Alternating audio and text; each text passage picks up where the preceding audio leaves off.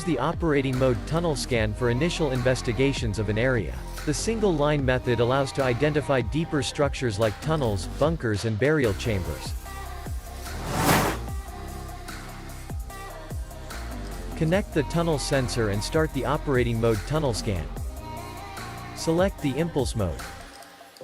Use automatic for smooth and flat terrain, or manual for rough terrain.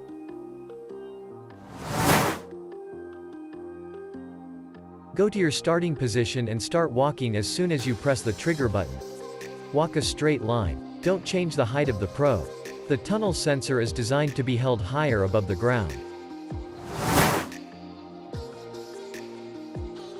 Finish your current scan and enter the scan line length. Save your scan in the internal memory.